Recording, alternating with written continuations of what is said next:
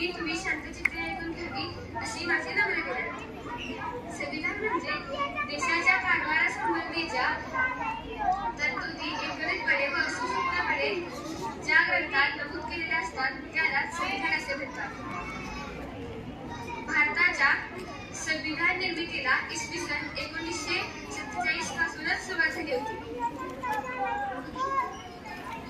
Doctor Babasaheb Ambedkar हे मसुदा समितीचे अध्यक्ष होते आणि त्यांनीच आपल्या देशाचे संविधान लिहिले. भारत देशात एकूण 395 कलमे आहेत. आपले संविधान लिहून तयार करण्यासाठी 2 वर्ष 11 महिने आणि 17 दिवस इतका कालावधी लागला.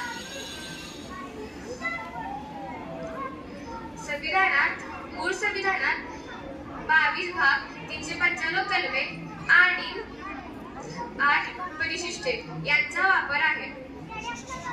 संविधान लिहून पूर्ण झाल्यानंतर संविधान सभेने त्याचा स्वीकार 26 नोव्हेंबर 1949 रोजी केला. म्हणून 26 नोव्हेंबर हा दिवस आपण संविधान दिन म्हणून साजरा करतो. धन्यवाद.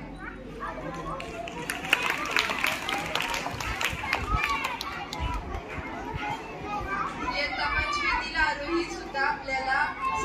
माझे नाव आरोही प्रवीण घरटे, इयत्ता 5वी. आज मी तुम्हाला संविधान दिन याबद्दल काही माहिती सांगणार आहे.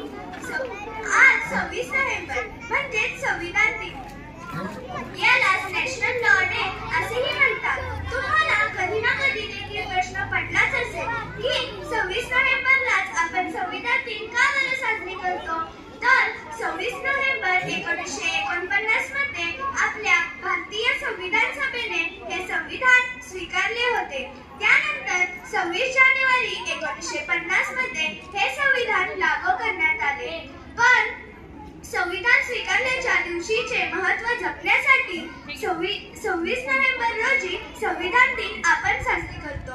तुम्हाला माहित आहे का, आपल्या जगातील सर्वात मोठे लिखित संविधान म्हणून आपल्या भारतीय संविधानाचाच उल्लेख केला जातो. हे संविधान लिहिण्यासाठी 2 वर्ष 11 महिने व 18